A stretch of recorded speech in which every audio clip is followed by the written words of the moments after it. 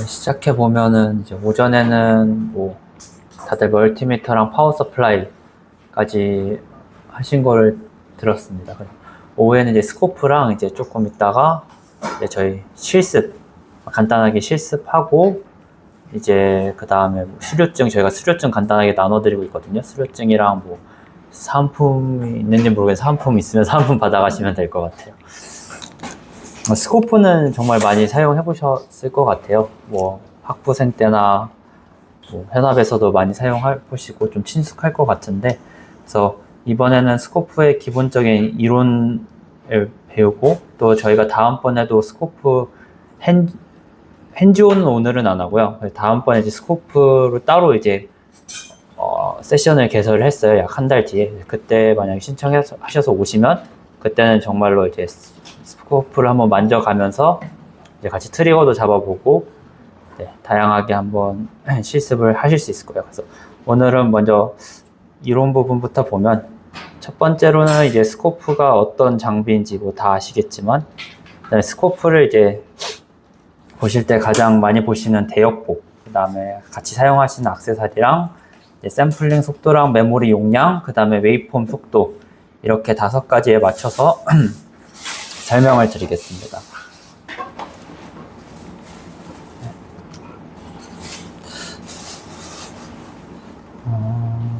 지금 처음에 빠졌는데, 그래서 이 대역폭이랑 샘플링 속도랑 메모리 용량이랑 이 업데이트 속도는 개별적인 성능이지만 실제로는 서로 이렇게 영향을 미치고 있어서 이 4가지의 성능이 잘 설정을 하고 사용하셔야지만 보시고 싶은 신호를 정확하게 측정을 하실 수가 있게 됩니다. 그래서 스코프가 먼저 가장 기본적으로 어떤 장비냐 하면은 시간에 따른 전압의 변화량을 보는 거겠죠. 네, 요즘에는 또 스코프가 뭐 요즘이 아니라 좀 됐죠. 이전부터 스코프가 좀 발전함에 따라서 이제 주파수 측에 따른 dB 값도 보는데, 보통 스코프는 시간에 따른 전압의 양을 많이 보고요. 저희가 또 스펙트럼 아날라이저라고 해가지고 또 주파수 측에 따른 dB 값을, 신호의 dB 값을 보는 거는 또 다른 계측기로 따로 있습니다. 스코프를 통해서 볼 수 있는 파라미터들은 뭐 다양하게 있겠지만, 뭐 가장 기본적인 건 파형의 개형을 볼 수 있고요. 그 파형의 개형을 통해서 뭐 라이징 타임이나 뭐 오버슈팅 되는 구간, 또 펄스의 폭, 다양하게 스코프의 매저 기능 또는 커서를 통해서 측정을 해주실 수가 있습니다. 스코프 내부를 이제 간단한 블록도로 보면은, 먼저 스코프 맨 앞단에 앰프를 통해서 신호를 거쳐서 신호를 한번 감쇄시켜 주고요.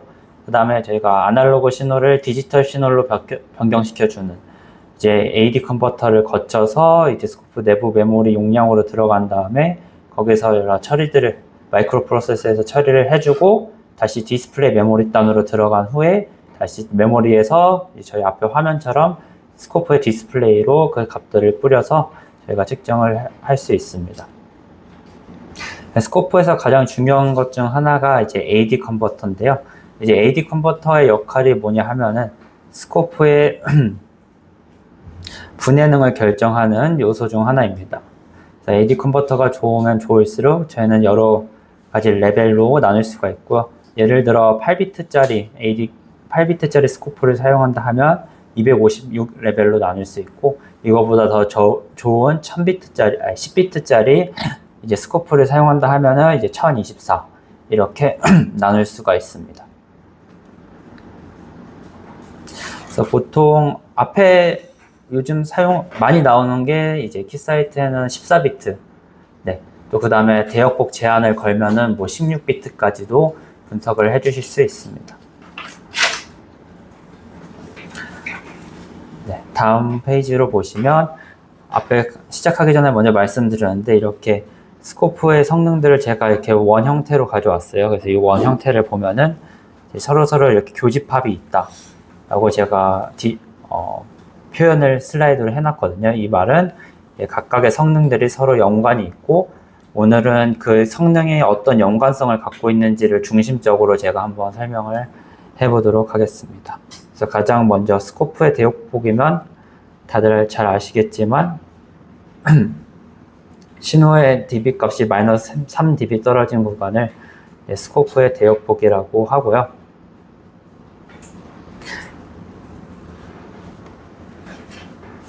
스코프의 대역폭이 왜 중요하냐를 저희가 설명을 드리면, 예를 들어 저렇게 왼쪽 화면과 같이 이렇게 스퀘어파를 신호를 받는다고 했을 때, 이 스퀘어파는 여러 가지 하모닉 성분들로, 신호의 하모닉 성분들로 이렇게 구성이 되어 있습니다. 만약 그런데 스코프가 만약에 대역폭이 부족하다고 한다면, 위에 보시는 7, 9, 7구와 같은 고조파 성분들을 스코프의 대역폭이 부족해서 이제 스코프 안으로 들어올 수가 없어요. 이렇게 7, 9 성분들을 스코프 안에서 잃어버리게 된다면, 원래 스퀘어파였던 파형이 점점 스코프에서는 사인파에 가깝게, 즉 고조파를 잃어버려서 이 사인파에 가깝게 이제 원신호와 좀 다르게 측정이 될 수 있는데요. 그래서 스코프의 대역폭은 측정하고자 하는 신호의 대역폭에 맞게 가져가 주셔야지만 온전히 저희가 보고자 하는 신호를 볼 수가 있고요. 이제 오른쪽에는 실제 저희가 스코프를 가지고 대역폭을 변경해 가면서 측정해 놓은 화면인데요. 맨 아래 8GHz에서 점점 스코프의 대역폭을 낮출수록 신호가 원래 이렇게 스퀘어파였지만 이제 1GHz, 500MHz대로 내려가게 되면 이렇게 사인파, 신호의 고조파 성분들, 7과 9와 같은 성분들이 없어지기 때문에 점점 이렇게 사인파로 신호가 변형이 되는 것을 확인해 보실 수 있습니다. 다시 한번 주파수 도메인 축으로 설명을 드리면, 원래 실제 신호가 있다고 가정했을 때 위쪽은 충분한 대역폭을 가지고 있는 스코프로 측정을 하고, 밑에는 이제 좀 스코프 대역폭이 부족한 대역폭을 가지고 측정을 했을 때의 차이점을 설명한 건데요. 이렇게 스코프 대역폭이 부족한 스코프로 측정을 하게 되면 저렇게 빨간색 원과 같이 신호의 고조파 성분들을 잃게 되어 이제 결국에 위에 스퀘어파보다 조금 더 깎여서 사인파에 가깝게 고조파 성분들이 잃어버려서 신호가 관측되는 것을 보실 수가 있습니다.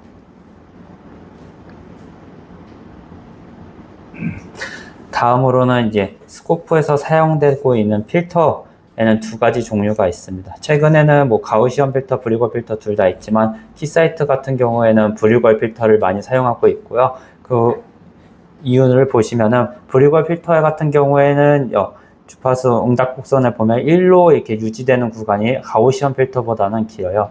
그만큼 주파수 대역에 대한 이득값을 충분히 길게 가지고 갈 수 있다는 의미입니다.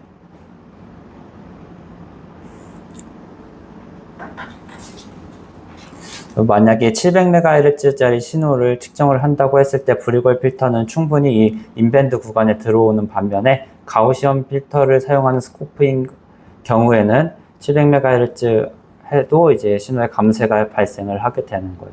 그래서 저희 키사이트는 그런 의미로서 브리거 필터를 사용하고 있고요. 이렇게 브리거 필터와 가우시언 필터에 따라서 신호에 따른 필요한 주파수를 구하는 수식도 다릅니다.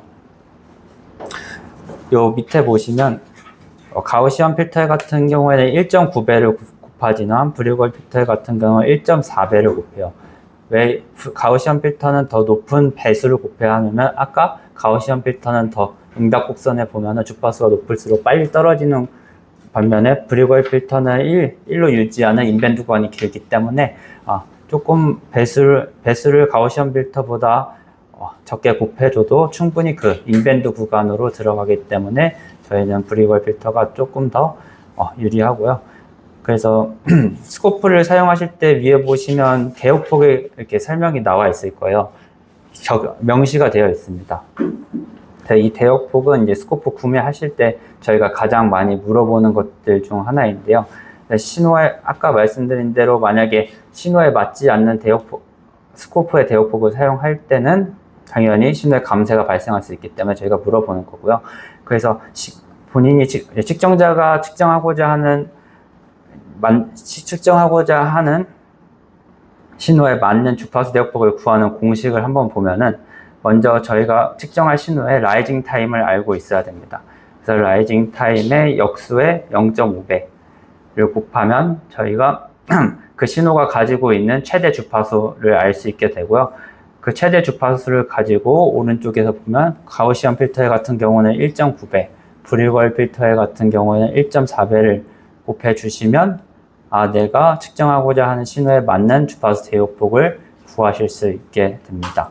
근데 이렇게 구하시면 조금 복잡하시니까 저희가 보통 설명드릴 때는 저희는 300MHz짜리 신호를 측정하고 싶습니다 하면은 기본적으로 거기에서 3배수에서 5배수 정도, 좀 디테일하게 볼 때는 5배수 정도로 해가지고 스코프를 이제 추천을 드리고 있습니다.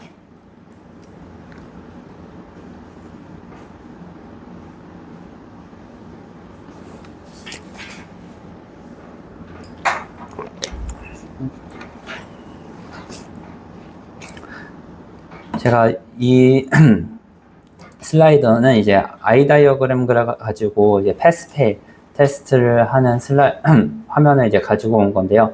이 보라색 선이 이제 저희가 신호선을 누적한 선이고요. 네, 빨간색 안으로 이 보라색 신호선이 안으로 들어오면 이제 이 측정에서는 페일로 결과값이 나오고, 만약에 지금 화면과 같이 빨간색 안으로 이 보라색 신호선이 들어오지 않으면 패스로 이제 결과가 나오는 겁니다. 그래서 두 가지 스코프, 2.5GHz 스코프랑 8GHz 두 가지 스코프를 가지고 저희가 측정을 해봤는데, 보시면 제가 전에 말씀드렸던 거는 이제 스코프의 대역폭이 높으면 높을수록 저희는 고주파 신호를 측정을 할 수가 있겠죠. 뭔가 좀 더 긍정적인 이미지를 받으셨겠지만, 실제로는 8GHz 스코프로 대역폭의 큰 스코프를 가지고 측정했을 때 실제 이 보라색 부분을 확대해 보면 더 노이즈가 많이 탄 것을 볼 수가 있습니다. 왜 이렇게 노이즈가 많이 타느냐? 물론 스코프의 대역폭이 높은 스코프로 측정을 하면 고주파 신호까지 다 측정을 할 수 있지만, 그만큼 옆에 저희가 고주파 노이즈도 같이 스코프로 들어오게 됩니다. 그래서 2.5GHz 스코프를 측정할 때는 3GHz짜리 노이즈가 들어오지 않았지만 8GHz로 스코프 대역폭을 설정하고 측정할 때는 2.5GHz 스코프에 들어오지 않았던 3GHz에서 8GHz까지도 노이즈가 들어오게 되죠. 즉 고주파 성분의 노이즈가 많이 타기 때문에 이제 오른쪽 스코프 대역폭이 높으면 높을수록 해당 신호선에 더 노이즈가 많이 낀 것을 보실 수가 있습니다. 그래서 앞서 말씀드렸다시피 이제 저희가 측정하려던 신호에 맞는 주파수 대역폭을 가지고 측정을 하셔야지만 노이즈가 최대한 안 타고 측정을 하실 수가 있습니다. 이 슬라이드는 앞서 설명과 동일한 슬라이드여서 넘어가겠습니다.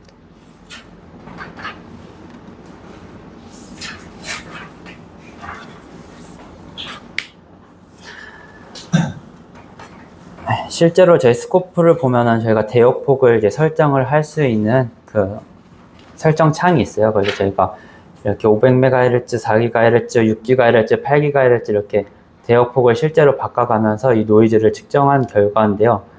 보시면은 500MHz랑 8GHz를 두 개만 보고 비교를 했을 때 500MHz일 때는 노이즈가 195 마이크로볼트 정도 탔지만 8GHz로 대역폭을 열고 측정을 했을 때는 이에 약 한 100 마이크로볼트 정도 더 높아진 304 마이크로볼트 정도의 노이즈가 타는 것을 볼 수가 있습니다.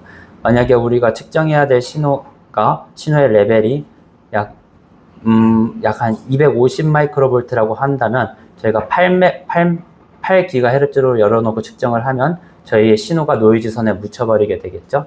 그래서 이와 같이 제가 실질적으로 대역폭에 따라서 얼마나 노이즈가 타는지를 한번 실제 측정을 통해서 표현한 슬라이드입니다.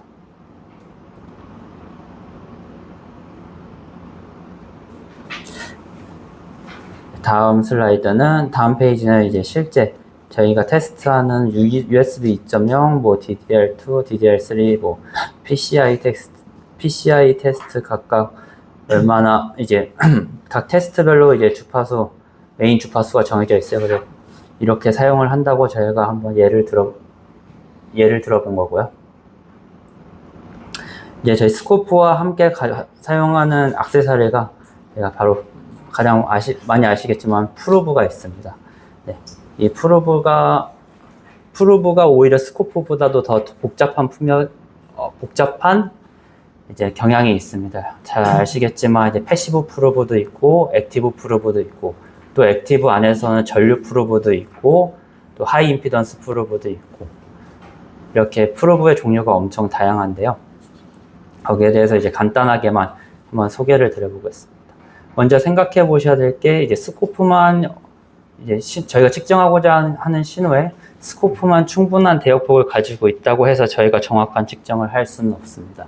그 신호의 스코프에 맞는 스코프 프로브의 대역폭도 동일하게 신호에 맞는 대역폭을 가지고 있어야지 정확한 측정이 할 수 있는데요. 왜냐하면 스코프를 보시면 가장 앞에 스코프를 가지고 측정을 하실 때 측정자의 DUT에 가장 먼저 선택하는 거는 바로 프로브입니다. 그래서 프로브에 선택하는데 애초에 프로브의 대역폭이 낮아서 로스가 발생하면 그 신호가 스코프로 들어오더라도 결국에는 그 신호의 고주파 성분들이 다 스코프 내부로 들어오지 못하게 됩니다. 왜냐하면 프로브에서 애초에 그 고주파 성분들은 앞에 보시는 것 같이 로스가 발생하기 때문입니다. 그래서 업계에서는 이렇게 스코프랑 이제 프로브 두 개의 대역폭을 합쳐서 저희는 시스템 대역폭이라고 하고 있고요. 예시를 보면 저희가 HD304 최대 1GHz짜리 스코프랑 이제 N2843A 패시브 프로브, 이 패시브 프로브의 대역폭은 1GHz가 아니라 500MHz죠. 그러면 이 시스템의 대역폭은 500MHz로 스코프가 아무리 높은 대역폭을 갖고 있어도 이 시스템 대역폭은 500MHz까지입니다. 그래서 항상 측정을 하시거나 어떤 프로브를 구매하실 때도 항상 두 가지를 함께 생각해 주셔야지만 손실값 없이 정확하게 보고자 하는 신호를 측정을 하실 수가 있습니다. 사전에 말씀드렸지만 프로브에는 크게 이렇게 패시브 프로브와 액티브 프로브 두 가지 프로브의 종류가 있습니다. 패시브 프로브의 가장 큰 특징이라고 한다면 이 패시브 프로브는 스코프와 같이 그라운드를 공유를 하고 있습니다. 그렇게 되면 패시브 프로브 내로 그라운드에서 들어오는 노이즈가 안으로 들어오게 되겠죠. 그에 반면에 이제 액티브 프로브는 그라운드를 공유하지 않고 있습니다. 그래서 시그널 라인이랑 이제 커먼 라인 두 개로 이렇게 컨택을 한 다음에 두 신호 간의 차이를 통해서 측정을 하는 게 바로 액티브 프로브입니다. 그렇게 되면 저희가 좀 더 노이즈에 민감하지 않고 또 저 노이즈가 필요한 측정에서는 액티브 프로브를 가지고 측정을 하셔야 됩니다.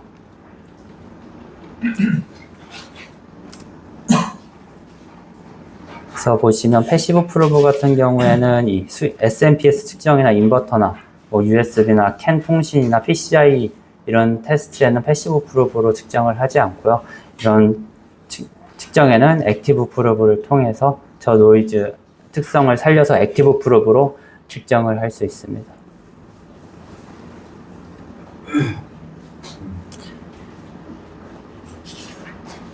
다음으로는 이제 프로브를 구성하는 이제 세 가지 수동 소자에 따른 측정에서 영향을 미치는 부분을 설명을 드릴 텐데요. 먼저 프로브에는 가장 세 가지 수동 소자가 있는데 첫 번째로는 R 저항이 있고 두 번째로는 이제 캐패시턴스가 있고 세 번째로는 이제 인덕턴스가 있습니다. 이 세 가지 수동 소자에 인해서 이제 측정 값이 많이 달라질 수가 있는데 먼저 저항부터 보면은 스코프를 측정을 한다면 먼저 이런 등가 회로를 가지게 됩니다. 그래서 저희가 측정하려는 DUT가 있고 여기는 소스 저항, 여기는 스코프 내부의 저항이 이렇게 있습니다. 근데 만약에 이렇게 스코프 내부 저항을 55mm로 맞추고 측정을 하면은 실제로 이 두 개의 저항은 더 낮게 되면서 5V를 인가했을 때 원래 50에서 2.5ohm씩, 2.5V씩 이제 딱 측정이 돼야 되지만 실제로 스코프 내부에서 스코프로 측정을 된 것을 보면은 1.67V로 이제 저항의 로드 이펙트로 인해서 1.67V로 낮아진 것을 볼 수 있고요. 그래서 스코프를 많이 사용하셔봤으면 알겠지만 스코프 내부 저항도 저희가 설정을 할 수가 있죠. 내부 저항을 이제 만약에 1메가옴으로 높여놨으면 이 합산 저항이 이제 약 49옴 정도로 약 55에 가깝게 됩니다. 그렇게 보면은 약간의 전압 손실이 있지만 그래도 거의 2.5V 이렇게 저희가 동일하게 걸려서 저희가 측정하고자 하는 값을 측정을 하시는 것을 볼 수가 있습니다.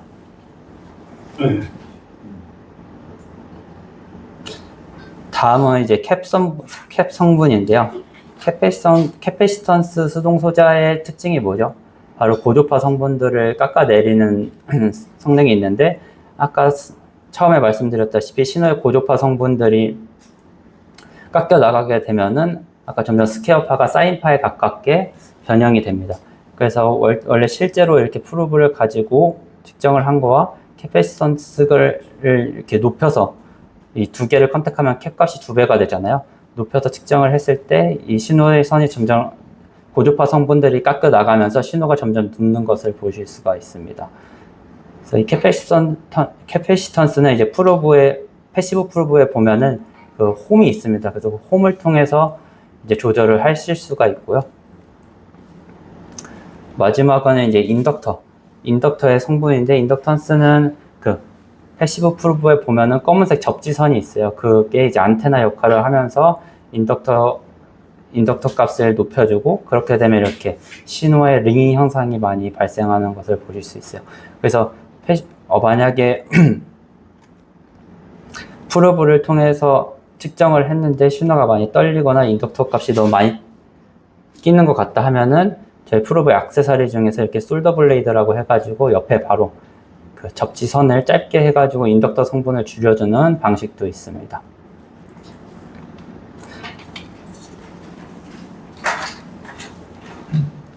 실제로 이제 대역폭과 이 RLC 소자들이 측정에 어떻게 영향을 미치는지에 대한 영향을 한 번에 설명을 할 수 있는 슬라이드인데요. 저 맨 위에 노란색 신호선이 저희가 원신호입니다. 이 원신호를 가지고 저희가 500MHz 패시브 프로브랑 15cm 그라운드 리드를 가지고 있는 스코프를 측정을 했더니 원신호와 다르게 이 신호가 좀 누운 것을 보실 수 있어요. 그에 비해 밑에 보라색 선을 보면은 대역폭은 500MHz랑 동일한 패시브 프로브를 가지고 측정을 했지만, 이 옆에 제가 아까 설명드렸던 접지 그라운드 리드를 짧게 가져가는 쇼트 스프링 그라운드를 사용해서 측정을 했더니 이렇게 초록색 선보다는 조금 더 라이징 타임이 올라온 것을 볼 수가 있죠. 이 말은 아까 설명드렸다시피 신호의 고주파 성분까지 측정을 하고 있다는 증거입니다. 그 다음에 여기 더해서 스코프 패시브 프로브를 1.5GHz, 500MHz가 아닌 1.5GHz짜리 스코프 프로브를 가지고 스프링 그라운드를 활용해서 측정을 했더니 가장 원신호와 가깝게 측정이 이루어졌습니다. 그래서 이렇게 보면은 이제 스코프의 대역폭도 중요하고 패시브 프로브의 대역폭도 중요하고, 그 패시브 프로브에 있는 이제 여러 액세서리들도 잘 사용을 해야지만 저희가 신호의 고주파 성분들까지 측정을 하실 수가 있습니다.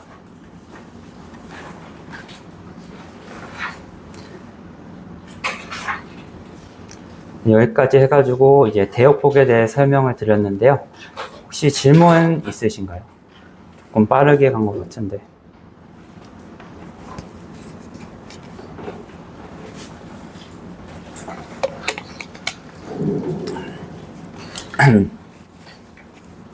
없으시면은 이제 다음으로 넘어가도록 하겠습니다. 스코프의 대역폭, 스코프랑 프로브까지는 어떻게 보면 저희가 스코프 앞단에서 이루어지는 측정이고요. 이 앞단에서 신호를 대역폭에 맞게 잘 들여왔다 하면은 이제 뒷단에서 아까 스코프 블록들에서 보셨던 AD 컨버터에서 아날로그 신호를 디지털 신호를 처리하는 그 단계가 이제 필요를 합니다.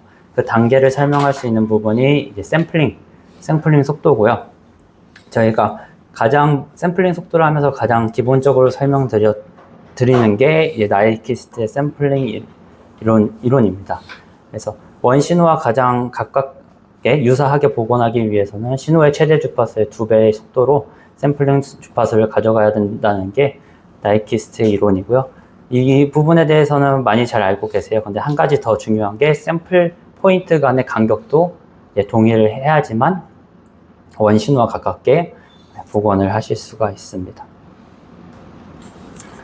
샘플링 속도란 다 아시겠지만 초당 스코프가 획득할 수 있는 샘플의 개수고요. 예를 들어 1기가 샘플링 퍼 세크의 속도를 가지고 있다 하는 것은 1초당 10의 9승계의 데이터 샘플을 획득할 수 있는 능력을 가진 스코프라고 말씀드릴 수 있겠습니다. 원래 이상적인 필터 같은 경우에는 이제 나이키스트 주파수 이상의 신호에 대해서는 필터를 통해서 걸러줘야 돼요. 왼쪽과 같이. 근데 실제로는 그러지 못하고 이 빗금치, 빨간색 빗금치 부분까지 스코프 내부로 들어오게 됩니다.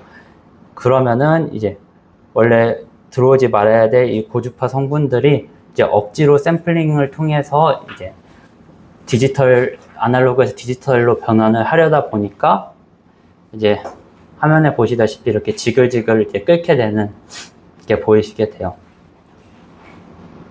그래서 실제로는 2배를 하는 게 아니라 약 4배에서 5배. 이 빨간색 부분까지 커버를 하기 위해서 약 4, 5배 정도 샘플링 속도를 가져가 주셔야 됩니다. 스코프에는 2가지 필터가 있다고 아까 말씀드렸죠. 브리걸 필터랑 가우시언 필터가 있는데, 브리걸 필터 같은 경우에는 이 주파수 응답 곡선을 보시면 이렇게 수직으로 떨어지기 때문에 약 최대 주파수의 샘플링 속도를 최대 주파수의 2.5배만 가져가셔도 됩니다. 하지만 가우시언 필터 같은 경우에는 이 빗금침 부분이 더 길기 때문에 약 4배에서 5배 정도는 가져가셔야지 저 빨간색 빗금 부분을 최대한 줄여줄 수가 있겠죠. 이걸 생각해 봐서 이제 주파수 대역폭이랑 샘플링 속도를 한번 계산해 보면, 만약에 저희가 자료에는 조금 잘못 나와 있는데요. 브리걸 필터를 사용하고 있는 오실로스코프고요. 그 브리걸 필터를 사용할 때 샘플링 속도는 그 스코프의 약 2배를 해줘야 됩니다.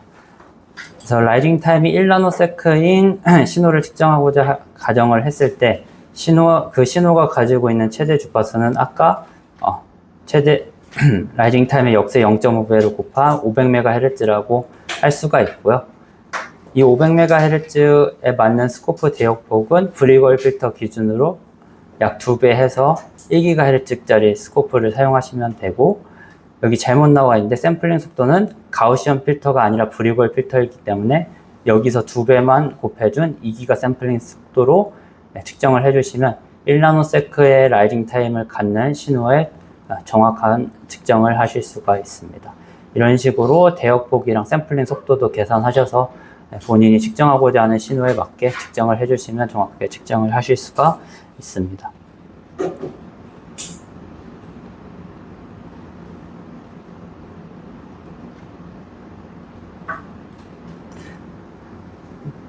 이번 시간 서두에 이제 각각 샘플링 속도랑 이제 주파수 대역폭이랑 메모리 용량이랑 업데이트 속도가 각각 연관이 있다고 서두에 설명을 드렸는데요. 먼저 샘플링 속도와 이제 대역폭이 어떤 연관이 있느냐를 먼저 보면은, 만약에 샘플링 속도가 충분하지만 스코프의 시스템 대역폭이 충분하지 않다면 애초에 이런 글리치 신호를 탐지할 때 대역폭이 충분하지 않기 때문에 이 신호의 고주파 성분들까지 이 스코프 내부로 들어오지 못하게 됩니다. 그러면 실제로 이 스코프 내부로 들어온 신호는 이 글리치 신호가 이 튄 부분이 깎인 이런 신호가 되겠죠. 이렇게 잘못된 신호를 아무리 높은 샘플링 속도로 막 쪼개서 분석을 하더라도 다시 복원하게 되면 결국 이 잘못된 신호로 복원을 할 수밖에 없습니다. 그래서 앞서 말씀드렸다시피 스코프의 시스템 대역폭을 신호에 맞게 가져가야지 정확한 신호가 스코프 내부로 들어오고, 그 정확한 신호를 높은 샘플링 속도로 분석하여야지만 가장 원 신호에 가깝게 복원을 하실 수가 있습니다.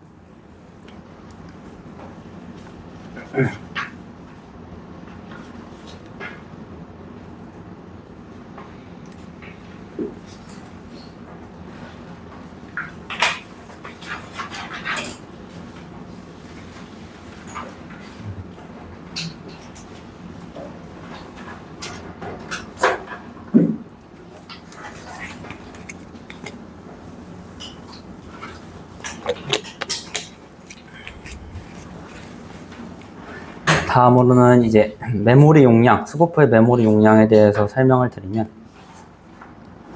스코프의 메모리란 이제 컴퓨터와 유사합니다.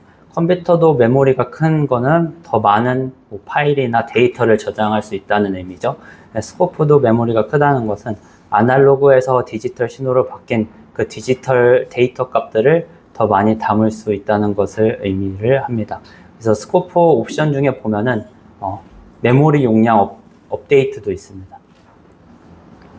이 메모리 용량을 업데이트하면 어떤 점이 좋은지는 이제 추후에 설명을 들어보면, 만약에 메모리 용량이 부족한 스코프로 신호를 측정했을 때는 샘플 포인트를 메모리가 부족하기 때문에 샘플 포인트를 5개만 찍을 수 있다고 가정을 하고, 만약에 메모리 용량이 큰 스코프 같은 경우에는 약 샘플 포인트를 50개까지도 찍을 수 있다고 한번 생각을 해보겠습니다. 그러면 5개를 찍었을 때는 이렇게 평평한 신호가 측정이 되지만 50개를 가지고 저희 점유화처럼 막 최대한 자세하게 신호를 그리려고 했을 때는 저희가 측정하고자 하는 이 튀는 부분, 신호의 글리치까지 잡을 수가 있겠죠. 그래서 스코프의 메모리 용량이 샘플링 속도와 같이 이렇게 함께 연관돼서 이제 생각을 해주시면 되겠습니다. 그럼 이제 샘플링 속도에 맞는 메모리 용량을 어떻게 구하느냐 라고 하면은 신호의 주기를 통해서 구하면 되는데, 주기의 역수는 주파수죠. 그래서 주기의 역수를 통해서 샘플링 속도를 구하고, 그러면 예를 들면 이제 분해능이 500피코세크인 신호를, 분해능이 500피코세크이고 측정 시간이 2ms일 때 샘플 기간의 분해능 500피코세크를 갖기 때문에 이거의 역수인 초당 2기가 샘플 포인트를 갖게 됩니다. 그러면 저희가 초당 신호가 찍어내는 게 약 2기가 정도 되기 때문에 측정 시간을 곱해주면 저희가 측정하고자 하는 신호에 맞는 이제 메모리 용량을 구할 수 있겠죠. 그래서 2ms 곱하기 2기가 하면은 총 4메가 샘플링 포인트의 메모리 용량을 가져야지만 저희가 정확하게 측정을 하실 수가 있습니다. 이렇게 하면 조금 어렵기 때문에 쉽게 한번 설명을 드려보면은, 저희가 이 그림을 보면은 이제 샘플링 속도와 메모리 용량의 상관성을 아실 수가 있습니다. 이 도로를 저희가 메모리 용량이라 하고, 이 자동차의 속도를 샘플링 속도라고 하겠습니다. 근데 만약에 샘플링 속도, 즉 자동차의 속도가 동일하다고 가정한 하에 메모리 용량이 작은, 즉 짧은 도로와 긴 도로를 비교한다고 했을 때, 여기에 이렇게 사람이 서 있으면 이 자동차를 오래 관찰할 수 있는 거는 당연히 밑에, 도로가 길수록 측정자 입장에서는 그 자동차, 즉 신호를 오래 볼 수가 있겠죠. 이거와 마찬가지로 동일한 샘플링 속도를 가졌을 때 메모리 용량이 클수록 저희는 그 신호를 오래 관찰할 수가 있게 됩니다. 스코프 같은 경우에는 샘플 포인트가 많아서 메모리 용량이 부족하다고 컴퓨터처럼 멈춰버리면 안 되잖아요. 그래서 만약에 샘플 포인트가 부족하게 되면 이렇게 메모리가 부족하게 되면은 샘플링 속도를 아예 이렇게 떨궈버립니다. 보시면 녹색이 10K, 그 다음에 주황색이 100K, 파란색이 8메가, 이렇게 각각 다른 메모리 용량의 스코프가 있을 때, 메모리 용량이 가장 작은 스코프가 2기가 샘플링 속도를 동일하게 측정하고자 했을 때 더 빨리 샘플링 속도를 떨어뜨리고, 그 다음 주황색, 그 다음 파란색, 이렇게 메모리 용량이 클수록 동일한 2기가 샘플링 속도로 오랫동안 신호를 관찰을 할 수 있는 것을 보실 수 있습니다.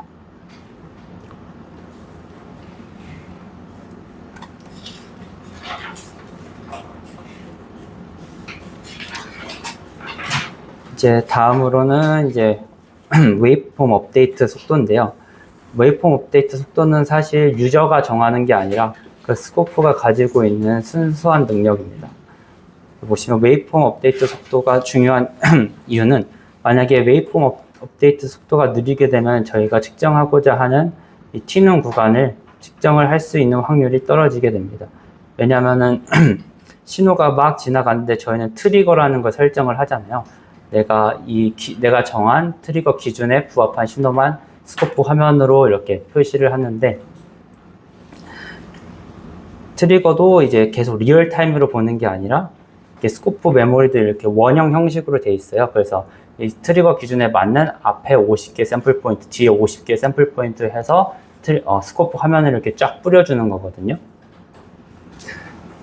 그럼 이 뿌려주는 속도가 이제 스코프에서는 이제 웨이브폼 업데이트 속도인데, 만약 이 뿌려주는 속도가 느리게 되면은 이렇게 데드 타임, 스코프에서 말하게 되는 이 데드 타임이 증가되게 됩니다.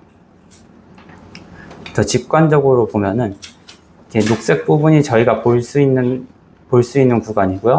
이 빨간색 부분이 저희가 스코프에서 화면으로 볼 수 없는 데드 타임 구간입니다. 근데 만약에 스코프의 업데이트 속도가 느려가지고 이 데드 타임이 증가하면은 저희가 보고 싶은 이 튀는 구간에 대한 신호를 볼 수 있는 확률이 줄어들게 되겠죠. 근데 이제 오른쪽과 같이 스코프의 업데이트 속도가 빠르게 되면은 저희 빨간색 구간, 데드 타임이 줄어들고 대신 저희가 볼 수 있는 구간이 길어지면서 저희가 보고 싶은 신호를 볼 수 있는 확률이 올라가게 됩니다. 그래서 데드 타임을 완전히 없앨 수는 없지만 줄여줄 수는 있습니다. 그래서 어떻게 줄여주냐면